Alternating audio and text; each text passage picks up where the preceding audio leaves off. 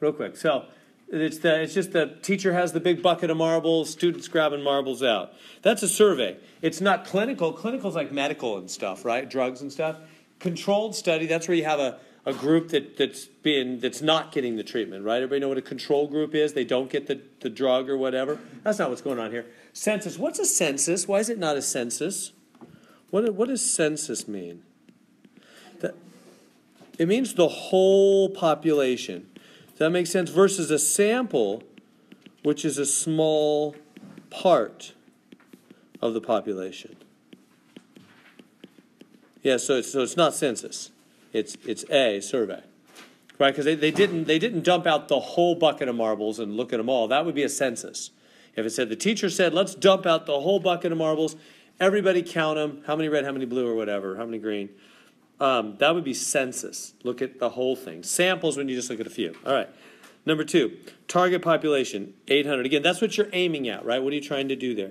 Number 3, sample. The sample is the 40 they grabbed out. So we've been over all that. So now, 4, sampling rate. We did that just yesterday, didn't we? Sampling rate. That is sample over total. So the sample was 40. The total, 800 marbles in there. That's 0.055%. So that's B. We've done all those before. Okay, I'm going to move on. Number 5. Suppose that the student is told that there are 800 total marbles in the container. Using the sample results, what is a reasonable estimate for the number of red marbles? This is a hard one. This is like the fishing one. This is like tag over total equals tag over total. We've done the fishing stuff, but we've never seen it before in this kind of setting. It's a little weird seeing it here all of a sudden. So I want to let you know if you see that on the test tomorrow. That it's like fishing, basically. It's like they're fishing. So what do I mean it's like fishing? Well, instead of tag, we're talking about red. Isn't it red? Yeah, red. So it's red over total for the whole bucket and for the sample. That's the idea.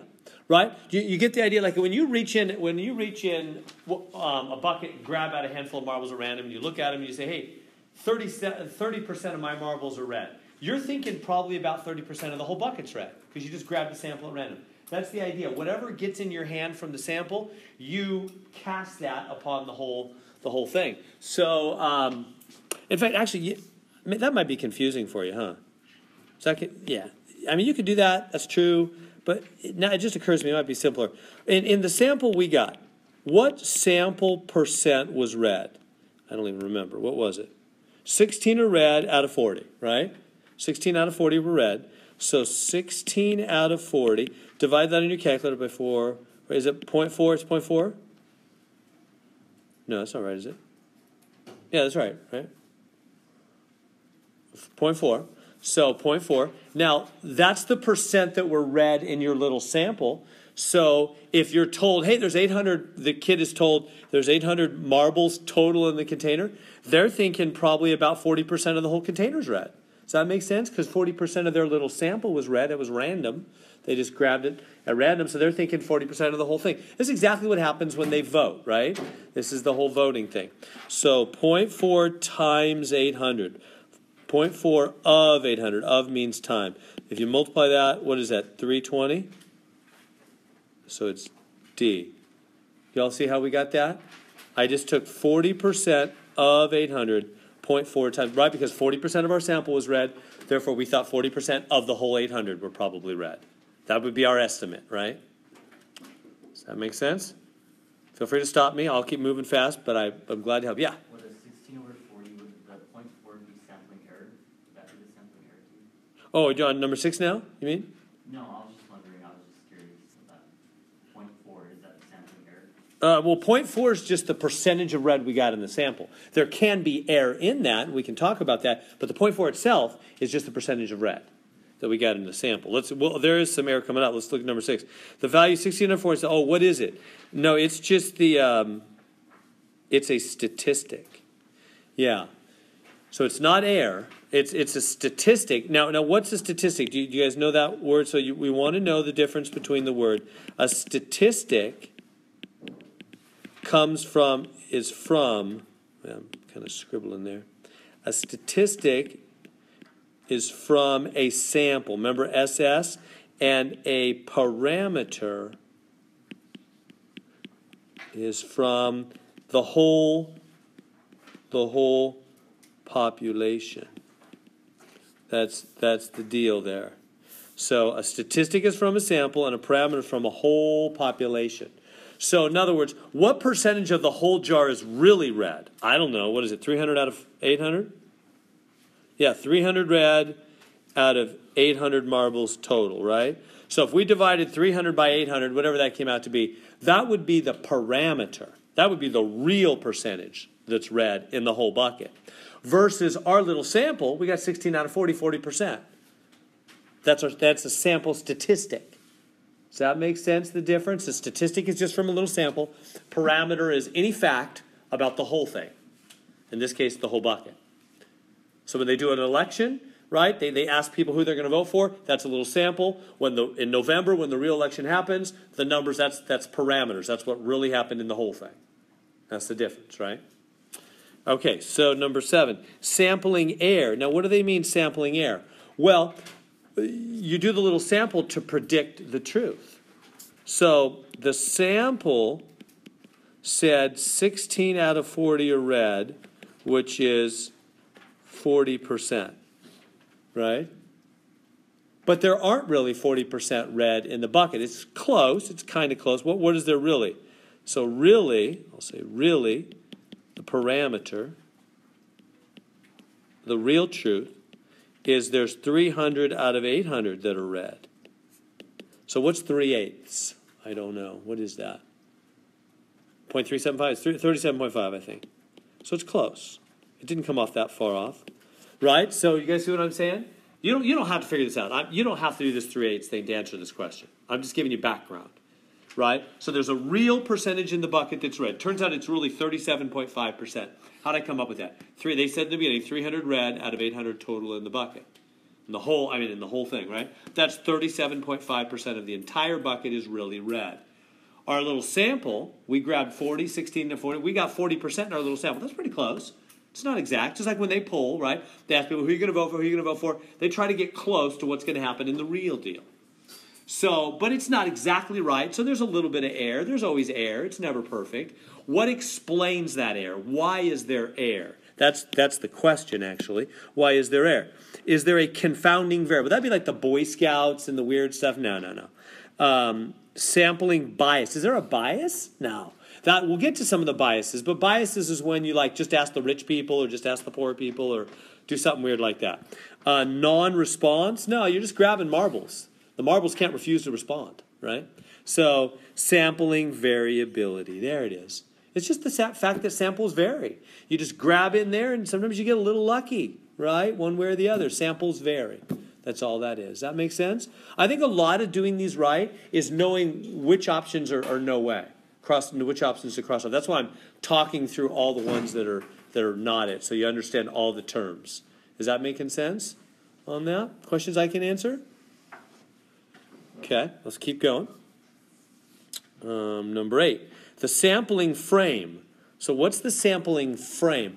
A frame is something that holds something, right? It's from what you took the sample. What did you take those marbles from? Well, you took the marbles from the whole bucket. The frame, the thing from which you took your sample is the whole bucket. I think if I give an example of polling, it would make more sense. What if I was trying to figure out who's going to win the next governor race? And I only ask people in Fresno. That would be my frame. I'm just asking people in Fresno. I'm taking all my sample out of Fresno. I didn't cruise up and down the state. I'm taking just from Fresno to figure out about the whole state's election. Not smart is what pollsters would say. You need to make your frame equal to what you're trying to make a prediction upon. If you're trying to predict for the whole state, then you got to take people from throughout little places in the whole state. You can't just take Fresno or just take San Francisco or just take LA. You got to go throughout the state. Does that make sense? So you want the frame, the source from which you get your information, to match the goal, the target of your data. Why you want to predict the state? Well, then you better take people throughout the whole state. Make sense? That's what they learned to do with polling. So, okay, so what's happening here? So what did they do in this? We're just reaching in a bucket, grabbing marbles. Our frame was the whole bucket. I didn't say, I'm just going to take marbles that fall out of the bucket. Or I'm just going to take, we grabbed out of the whole bucket. So the frame is equal to the target. D is the same. What's the target? We want to know about the whole bucket. Where did we take marbles from? The whole bucket. So they're the same, which is what you want.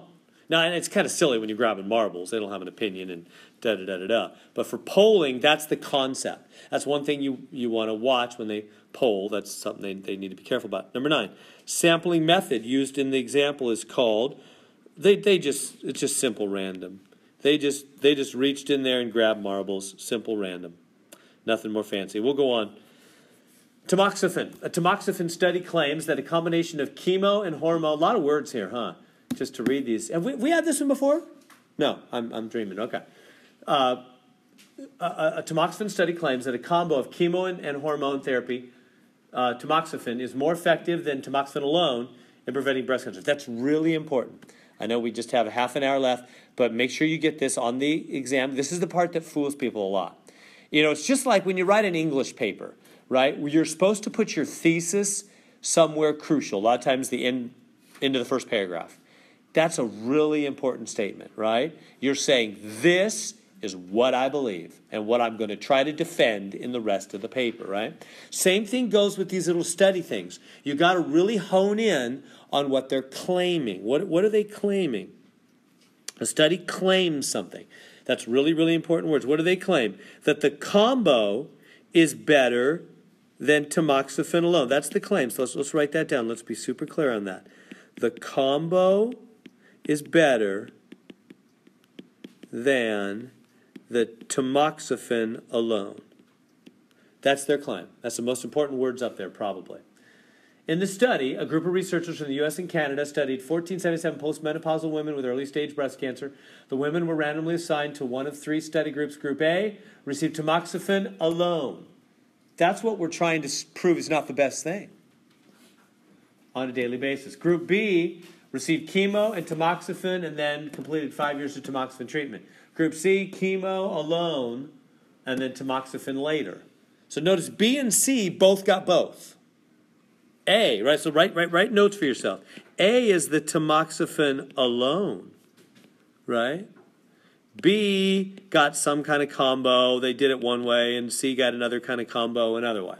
Did you catch that? That's the crucial part, right? Do you see what's happening there with all those words? Why am I honing in on that issue? Because that's the claim. That's the claim. They're saying the combo's better than the tamoxifen alone. So hone in on who gets tamoxifen alone. Guess what A is? If I said, hey, I think taking this vitamin C will shorten your cold more than doing nothing. How would I test that? I mean, scientifically. I would give some people vitamin C and some people a sugar pill that had nothing in it, right? Placebo. And that group would be the control group. So I know if it's just mental or not, right? That's the control group. Who's the control group? The group you don't give the real thing you believe in to. I said that sentence kind of funny. Right? The group that doesn't get the thing you think really works. That's the control group. So who's the control group here? A. Do you see A? And you might say, no, they're getting something. So I know that could be confusing because you might think, no, A just gets nothing. Well, I mean, the control group gets nothing. Really, the control group doesn't get what you really think works. They might get something else. They do in this case. But A is the control group. Why? Because they're not getting the combo. And we believe the combo works. Right? Do you see that? Do you see how A is? Everybody catching that? This really slips by people a lot, I've noticed over the years. So A is the control group. What does the control group get? They don't get what you believe in. We believe the combo's better. That's what they said right in the beginning. All right, let's go through the questions. Number 10. This study can best be described as, is it randomized controlled? Yeah, there's a control group. Right? That sounds good. Survey, stratified. No, I'll explain stratified if we need to later. Survey using simple random. It's a controlled. Survey, no, it's not. It's a controlled. It's A, yeah. So it's a controlled study because we have a control group. Do you see why? We have a group that doesn't get what we really believe works. That way we know whether what we really believe is just luck or not. You know, if it's just mental, right? Number 11. In this study, which is the control group? A. So we've been over that. 11, A is the control group. Is that good now? Is that making sense? Feel free to speak. Okay, number 12. This study is blind but not double blind, not blind, blah, blah, blah. Who was blind? Did they know? What does it say? Blind means they know or they don't know. I mean, blind means they don't know. Who did it say anything about people not knowing? I don't remember. Where is it? Oh, thank you. All 1477 patients know. Oh, so there's no blindness here. Not blind. 12b, thank you. Good. Moving on. Okay. In order to determine the effects of a new carbohydrate diet intended to treat depression, researcher conducts a study. 500 inmates, Middletown, prisoner selected, participated study. The researcher puts the 400 inmates not in solitary confinement on a new diet. So the 400 not solitary get the new diet. I think it's helpful just to write little summary words for yourself. It makes you think about what's being said. The 100 in solitary, regular. So the 100 that are in solitary confinement get regular. So they get regular. What does that mean they are? Control group. So everybody see that? They're not getting the thing we believe in. We believe in the new diet. That's what it says in the beginning. Right? In order to determine the effects of the new diet, we think this new carbohydrate diet is going to help them with depression. Right? That's the claim. Everybody see that? New diet helps prisoners with depression. Right? That's the claim. So therefore, the control group, the group that's not getting what we really believe in, is the solitary confinement people because they're just getting regular diet. They're not getting the new extra carbohydrate diet. All right, 13, here we go. Which of the following is not, it's always tricky when they say not true. Watch out, that little word, that really matters. This is a controlled experiment. Is that not? No, it's controlled. It's good. We have a control group. Controlled experiment means you have a control group, a group that's not getting what you really believe in.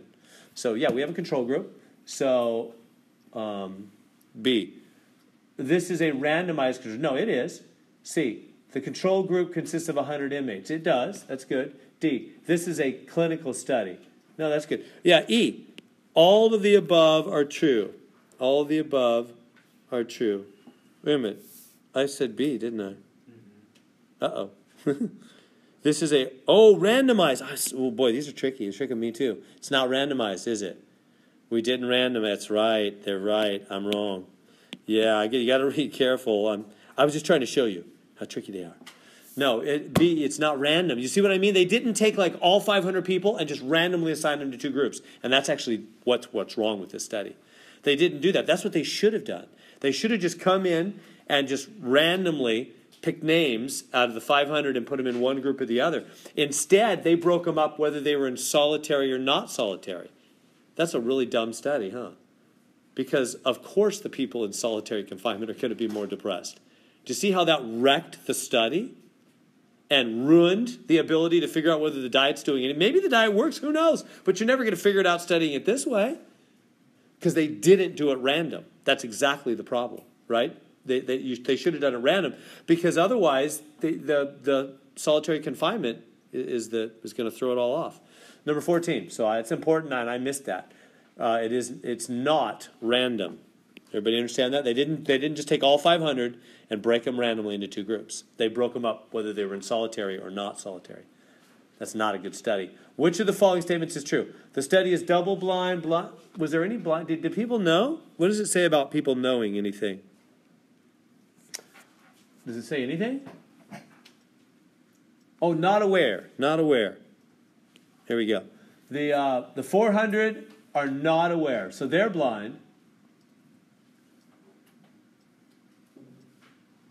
But the researchers know. I mean, the people giving them the food know. So it's not double blind. You guys know what double blind means, right? It's when the doctors don't know either, and there's like an administrator over the whole thing, like the polio vaccine I told you about, right? So this is just blind, not double blind.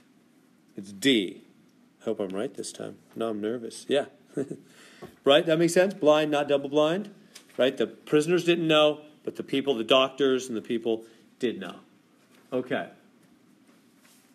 15. In this experiment, which is the control group? We went over that. That's the 100 inmates in solitary confinement. 16. The results of this experiment are likely invalid, mostly because treatment control group are not sensitized. Subjects do not know they really know. The presence of solitary confinement is a confounding variable. Absolutely. That's ridiculous, right? Solitary confinement is going to wreck it. Of course they're going to be more depressed, not when they're in solitary confinement. That's going to wreck your results. So whether diet's making a difference or not, who knows? They're in solitary confinement. That's overwhelming the study. Good there? Questions on that one? So you remember these, right? So all these, yeah, can I skip over these? Which one do we do? I'll do one of them, like number 18. It's all the same. Right? Yeah, they're giving you N1, N2, N1, N2K. Yeah, so it says right here, N1 is the size of the tag. Remember, it's tag over total. Is tag over total. That's the formula you want to use. Now, I believe that on the test I give you tomorrow, yeah, I'm 99% sure, I'm not going to do this N1, N2K thing. So I just think that's kind of weird. I'm just going to give you real life. They catch some fish, this happens and that happens. You know, I'm not going to go N1, N2K. You know, I think that's kind of dumb. So just to know tag total, tag total. That's the fun. I'll say they catch a bunch of fish, tag them, release them, or I don't know if there's a fishing one or not, but I know I don't do the N1, N2K thing. I just say they tag a bunch of fish, or they tag something, they release them, they catch them again. You know, so you just need to know tag total, tag total. So N1 is the tag captured fish. So that's here. It's a mistake I made the other day. N2 is the recaptured sample. It's down there. K is the tag in the second sample there. So that's the setup, right? So N1 here, K, N2, and then you put, and then right there is your X or whatever. Solve that equation for X. Does that make sense? Cross multiply, on you go. If you have any trouble with that, grab me after class. Be glad to help you. I'm going to move on. So number 20, sampling method currently used in public appeals. Yeah, I haven't told you this, so let me just give you this information right now. It is, isn't it stratified? Yeah. So just know that word, write that in your 3x5 card. Currently what's used is called stratified sampling. What that means is they break up the poll into the different strata. A strata, so notice if they want to predict who's going to win the national election, they look at the whole population of the United States. They go, there's this many that live in the country. There's this many that live, you know, there's 30% that live in the country, you know, 70% that live in the city. So when they make their little poll, they're going to ask 1,000 people or whatever. They make sure in their little 1,000 people, they have 30% in the country and 70% living in the city. They say, you know, 40% are low income, 20% are middle income, 10% are high income. But I probably messed those percentages up, whatever. They make sure those same percentages are in their sample, and on and on. Get the idea? They make sure their sample is a little picture of the entire thing they're wanting to figure out. That's called stratified. That's smart, right? That makes sense? You make sure your little sample is a picture of the whole thing.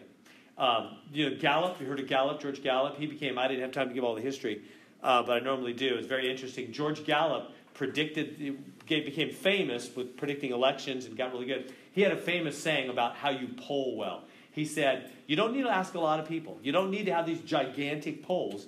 He said, he's put it this way, he said, if you stir the pot of soup well, all you need is one little spoonful to know what the whole pot tastes like. That was Gallup's statement. Meaning, if your little sample, if you're only asking 100 people, that's fine. As long as your 100 people is stirred well. It's a little picture of the whole population. There's the same percentage, rich and poor, country living, city living, men, women, black, white, Hispanic, you know, all the different strata, all the things that make people different. Make sure those same percentages are in your little sample as are in the whole thing, and you'll get the truth. You'll get to the truth. Gallup became famous because of his success in predicting elections, because he did this wisely. So he's kind of the father of all the science we use in that now. So it's called stratified sampling. Just put that on your 3x5 card. Let's move on. Number 20. Which of the following will most likely make an instant online poll, such as found at CNN.com or ESPN.com, unscientific? I don't know if I said it once, but I've said a lot of things. It's voluntary response. Why is voluntary response a problem? It's because of, what's it called? Non-response bias. Does that make any sense? In other words, if you CNN or ESPN, they ask, who's the best baseball player this year? Or who's this? Or what do you think of this person or that thing? And people reply with an email or text or something like that. And then they try to, ESPN or CNN, say, hey, 80% of America thinks this or thinks that. That's not really the truth. Because they're only getting the people that are willing to respond. A lot of people heard the thing, right? You might be on ESPN or CNN and you see the question, but you're not heavily interested and you don't have time to respond, so you don't respond. You have an opinion, but you don't really take the time to respond. Who takes the time to respond to those kind of things? People that are really highly interested, right? You know, it's the sports thing and that's their life. Or it's the CNN news thing and that's just, they're obsessed with it, you know. So really, you're only getting the opinion of the obsessed people. Love it, hate it, whatever. The diehards, one way or the other, on that issue. That's what you're getting. So that's what's the problem. Those aren't scientific. Those aren't truthful. They're not, you don't believe them. When they go 80%, you ask, well, how'd you get that information? Did you go? The better way, what George Gallup learned to do, is, that was another big problem with polling that he discovered, is you don't just send somebody something in the mail or by email or even phone call, maybe phone call. It's got to be a situation where they're very likely to not turn you down. They're willing to give you their opinion. You know what I mean? Face-to-face is best. If somebody can go about face-to-face and say, hey, can you take 5 minutes and just tell me what you think of this governor race and what you think of this and this, you know, you're more likely to go, all right, they're right there in your face, you know. I might go, okay, 5 minutes, you know, give them the information. But if they just call me on the phone, no, I don't got time for that. Or they email me, I'm not even going to think about it, right? So I've got an opinion, though, but they're not getting my opinion because it's voluntary and I'm not responding. And they're only going to get the diehards, the ones that really care. Whereas if you do a polling method where there's not so much denial, like face-to-face, where most people will say, okay, I'll tell you my opinion, even the non-diehards, then you're getting more to the real truth of what people really think. Make sense? That's one of the big mistakes, even made today in polling, where they're just getting baloney information. All right, moving on. Golf score. So now we go into the other chapter. Here's the big table. Remember what this is now. This you guys can all get this if you remember. This means 5 twos, 8 threes. Remember that? If you wanted to write it all out, here, let me just get it. Okay, so total number of holes of golf. How do you figure out the total number of holes of golf? You add up the frequency. Does that make sense? Because this means Joe or whoever, Joe, he got 5 twos. That means he got 2, 2, 2, 2, 2. And then he got 8 threes. So he got 3, 3, 3, 3, 3, 3, 3, 3, etc. Right? Is that making sense? That's what. So if you on the different holes of golf he played. So if you want to know the total number of holes, just add these up. What is that? 13, 24, 29, 32, 33, 34, 36? Yeah, two rounds of 18. 36. So that's C. And then Joe's average golf score. How do you figure out Joe's average? Well, you know how to do an average. You got to add them all up and divide by how many. Well, how are you going to add them all up? Well, you've got 6 twos. How do you add up 6 twos? 2 times 6. You got 8 threes. How do you add up 8 threes? 8 times 3. See what you got to do? You just got to multiply these numbers, huh? Oh, thank you. But makes sense? You just got to multiply 2 times 5, 3 times 8, 4 times 11, 5 times 5, 6 times 3, 7 times 1, 8 times 2, 9 times 1. So let me do that. Well, I shouldn't erase that. That was correct. So 2 times 5, or 5. Let me just go 5 times 2. 5 times 2 plus 8 times 3 plus 11 times 4 plus 5 times 5 plus 3 times 6 plus 1 times 7 plus 2 times 8 plus 1 times 8. Add all those up and then divide by 36 because there's 36 holes total. Does that make sense how to do the average there? That's how we add up all those golf scores. So whatever that comes out to be, It's a little tedious. Number 23, I guess the answer came out to be C, 4.25. Is that good? I'll keep moving. Okay, Joe's median. How do we do the median? Median, remember, median is the middle, well, P50. Let's just do it's just P50. That'd probably be the easiest way. P50. So take P over 100 times N, which is 50 over 100, times N. What's N? No, 36, huh? 36 holes, that'd be 18. And what do you do when you do the thing and you get a whole number? When you use that little form, you get a whole number. Remember what that means?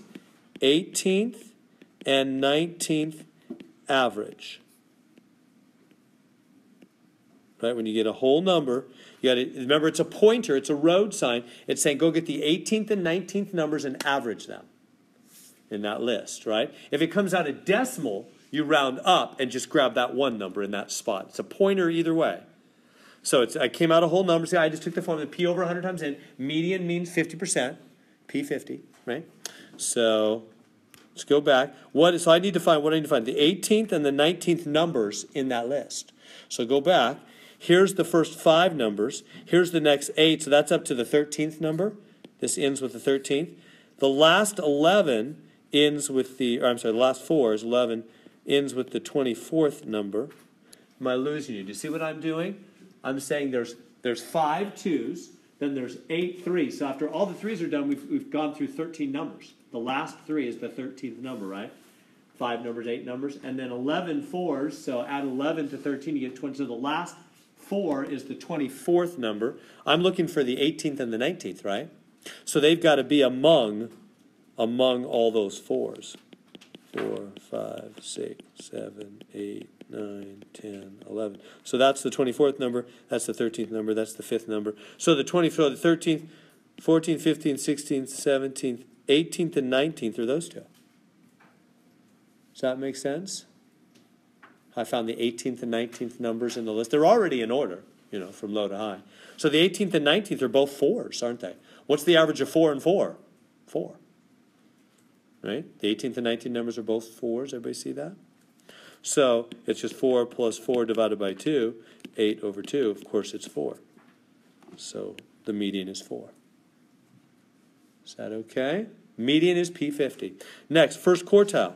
So that's P25, isn't it? P25. So get this out of the way. So P over 100 times N is 25 over 100 times N. N is again 36. That comes out 9. So remember what we do with a whole number. You take the 9th and 10th and you average them, huh? So let's go back. What's the 9th and 10th numbers in the list? This is the 5th, 6th, 7th, 8th, 9th, and 10th. They're both 3s. The 9th and 10th numbers are those 2 3s, right? So it's 2 3s. Average of 3 and 3 is 3. I'll do it formally. 6 over 2, 3. So it's B, it's 3. There. Is that okay? Questions I can answer on that? Okay, let's do the third. If you're okay with that, I'm going to do the third quartile. So the third quartile, put it over here maybe, is P equals 75, P over 100 times N, 75 over 100 times 36. Isn't that 27? So 27, got a whole number again. You know what that means.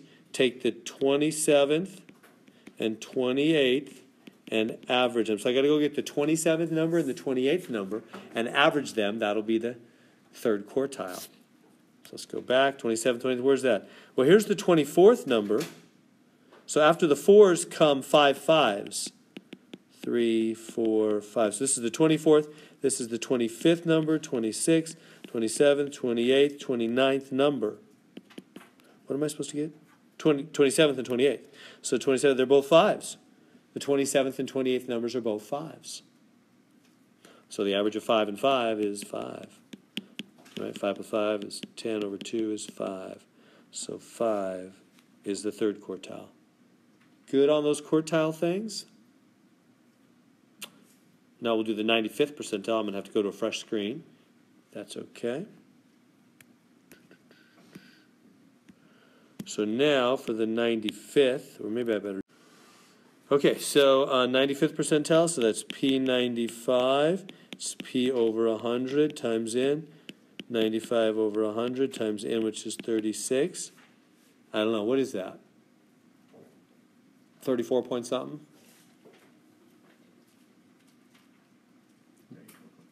34.2?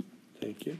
So you round up, huh, to 35, and you grab the 35th number. Remember, whenever you do that P over 100 times N, comes out decimal, you always round up. Even a 0.2 goes up.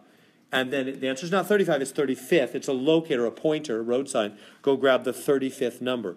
Well, what's that? 35th, well, that's near the end, right? I mean, there's 36 numbers total, so 9 is the 36th number. So right before it comes, what, 2 8s, which are the 35th and the 34th numbers. So the 35th number is an 8. So I did that. The last 36 numbers, the last number is a 9. 2 8s before that, so the 35th number must be an 8. So 35th number must be an 8. So when you get a decimal, you round up and just grab that one number, huh? When you get a whole number like we did in all these, you have to get like an 18. You get two numbers, 18th and 19th, and average them. Right? You good with all that? Okay. 20th percentile. So 20th percentile is the, I don't know. Now they're asking it kind of a different way. So P20, P over 100 times N, 20 over 100 times N is 36. Is it 7.2? 7.2, right, I think? 7.2, and then you're supposed to round that up, 8th number. B on 28, right. Is that good? All right, finally, 29, range. Remember what range is? High minus low. Range is high minus low. What was his highest? Golf score 9. His lowest was 2, right? Range is 7. C. Right. Good there? Let's go on to number 30. Use the data set, answer the following questions. The mean. What does mean mean? Mean means average. Mean is average, which just means add them up. So 0 plus 4 plus 4 plus 8 plus 4 plus 16. Divided by how many numbers? 0, 4, 4. 1, 2, 3, 4, 6. Divided by 6. Just add them up and divide. So what is that? 16, 20, 36 over 6. It's 6. B. 30. B, yeah. Is that good? So mean is average. So we had mean, median, and mode. Mean is just the normal average you're used to. They're all technically kinds of averages, but means the add them up divide. Good? Okay. So median, so it was 0, 4, 4, 4, 8, 16, I believe, right? 0, 3, 4. I put them in order, right? They weren't quite in order here. Remember, you have to put them in order from low to high. There was a little bit of out of orderness, so I put them in order. Remember, for all the P questions, you got to put them in order. So median, that's P50. So that's P over 100 times N. That's 50 over 100 times N. N is how many numbers? 6. So that's 3. What do you do when you get that? Take the third and the fourth. Remember, when it's a whole number, and average them. We're going too quick? That makes sense? Whenever you do median, it's P50, 50% of the way through the data. P over 100 times N. When you get a whole number, remember, you take two numbers, actually. If you get a decimal, you round up and just grab one number. Remember that? So a whole number, grab third and fourth. So what's the third and the fourth? Third and fourth, well, they're both 4s. So the average of 4 and 4 is just 4. 8 over 2. So I'm going too quick. So it's just going to be 4. So there it is, D on 31. Okay, 32, the mode. What does mode mean? Mode occurs most often. So that's the 4 again. There's more 4s than anything else. It's another kind of average. Okay, finally, standard deviation. So standard deviation, I showed you on your calculator. You can totally just hit the buttons on your calculator. Maybe I'll show by hand really, really quick. So the numbers were 0, 4, 4, 4, 8, 16. The average, we already figured the idea was 4, huh? So subtract the average, and you get the difference, which would be negative 4, 0, 0, 0, 4, and 12. And then it's difference squared. You don't have to do any of this if you know how to do it on your calculator. You just hit the buttons. That's fine. Square this. Negative 4 squared is 16. 0 squared is 0. 4 squared is 16. 12 squared is 144. Then you add all these numbers up. 32, 176. And then you divide it by how many numbers? What do we got, 6 numbers? Yeah, divide by n and square root it. So it'll be square root of 176 over 6, which I don't know what that is. What do they want? Do they want, I just want the final answer. So 33, looks like the final answer is A. So 5.03. Did y'all get that? Is that okay? So if you have any trouble with that, square root of 176 over 6, put in your calculator 5.03, or if I think the majority of you know how to do it just straight on your calculator, that's fine. 5.03. Let's move on to 34. So 34 says, which data set is the largest standard deviation? You don't have to calculate them all. I mean, you could, it's okay, but it uses up a lot of your time. I wouldn't do that. Okay, if I go to a fresh screen, got that down?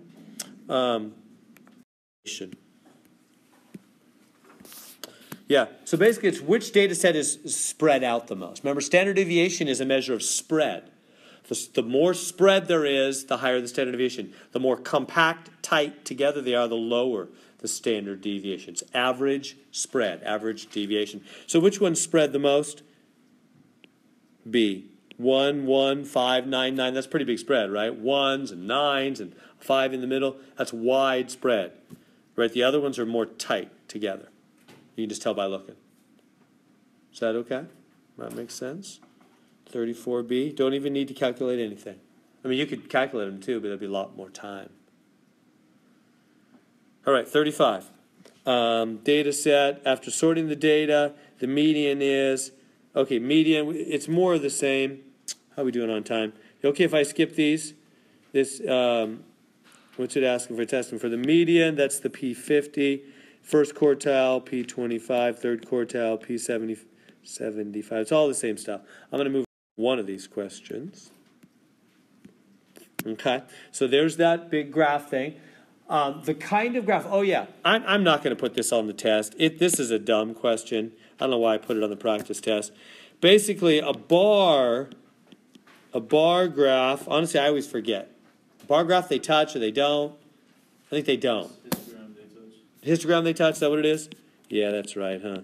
It's supposed to be like continuous variables, and then Yeah. bar graphs are discrete variables. Right. Bars touch, and here, bars don't touch. I'm not going to test you on this. This is a dumb question. You can write it in a 3x5 card, whatever. Yeah, you might wonder why people make a big deal. It is kind of dumb. But if you had data like Hector's saying, discrete data would be data that's separate. Like if you said, what's your favorite color? Red, blue, orange, There's no reason to make those bars touch. If you chose red, that doesn't mean you almost chose green or whatever.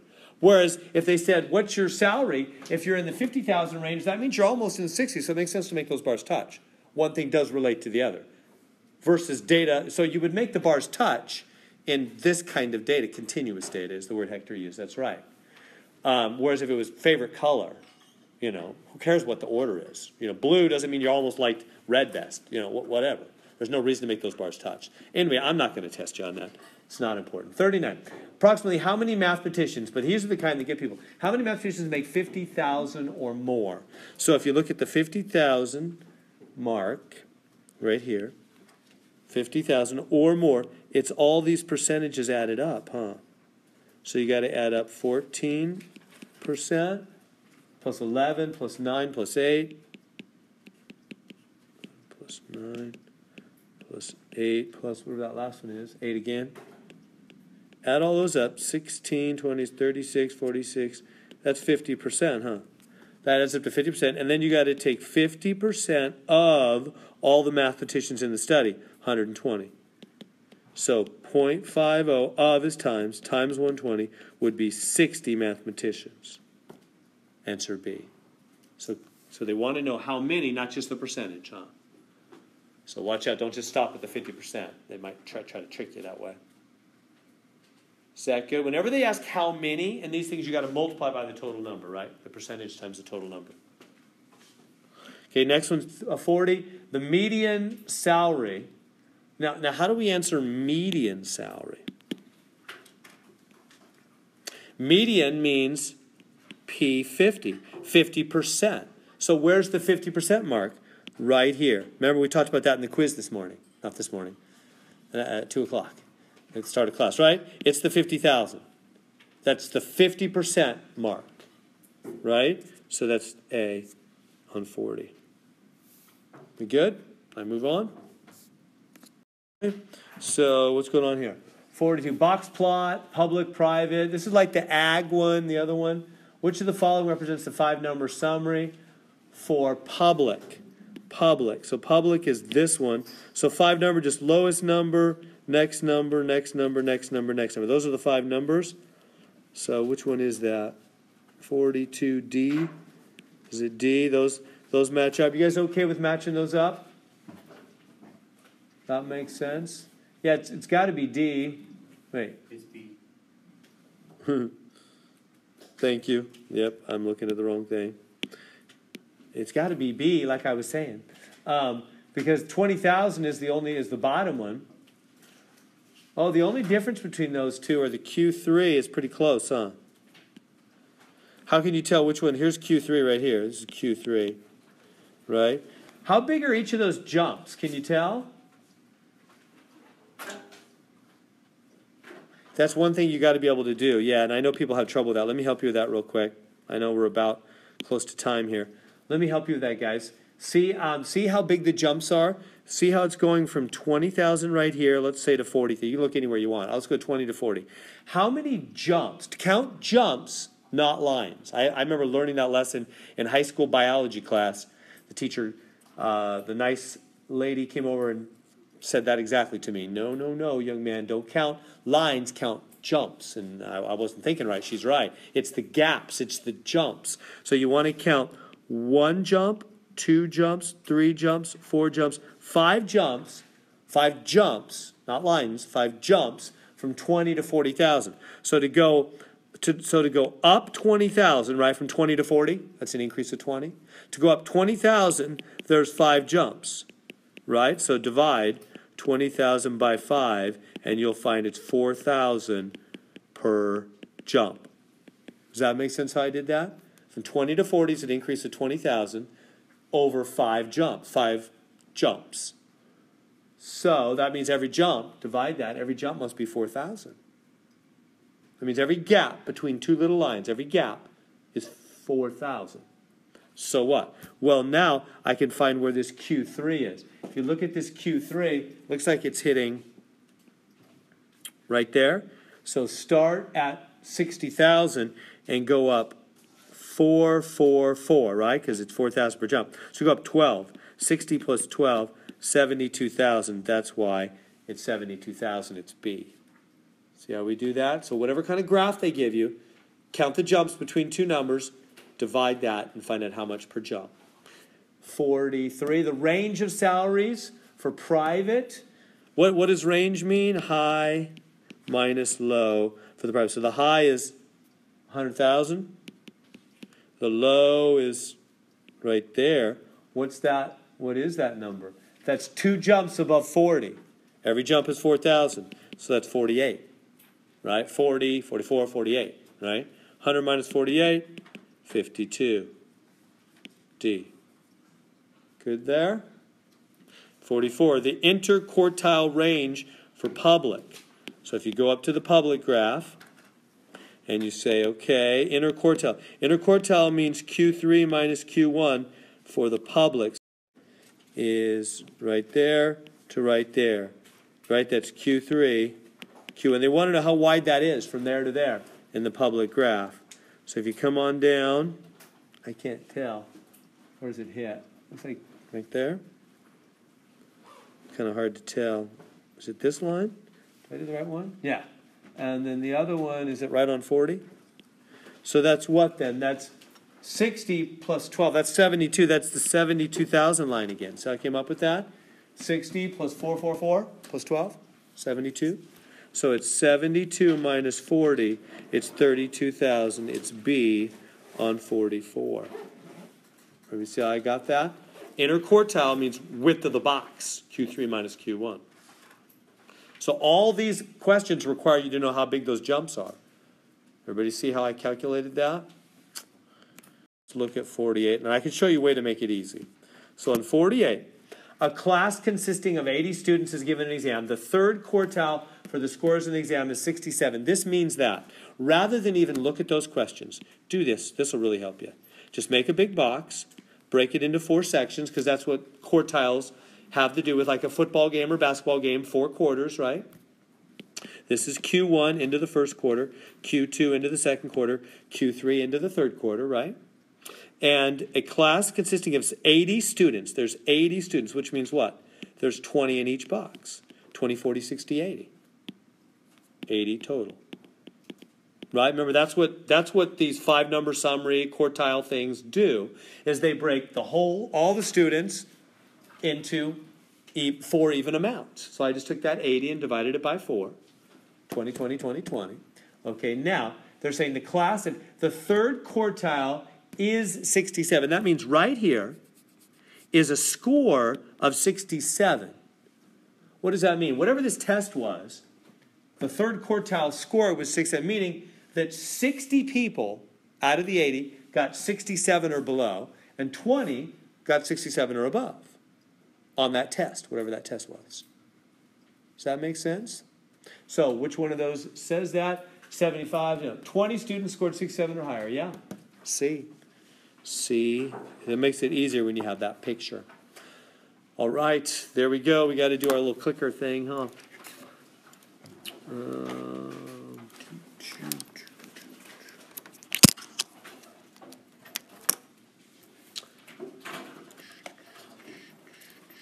Okay, clickers are open. Click A for Apple, and we are done there. If there's any questions that make sense on that, feel free to hang out. I'd be glad to help you for a minute. There's tutoring available tomorrow as well. Or today, no, tomorrow before class. Tomorrow is our test. He'll be there tomorrow. Have a good evening.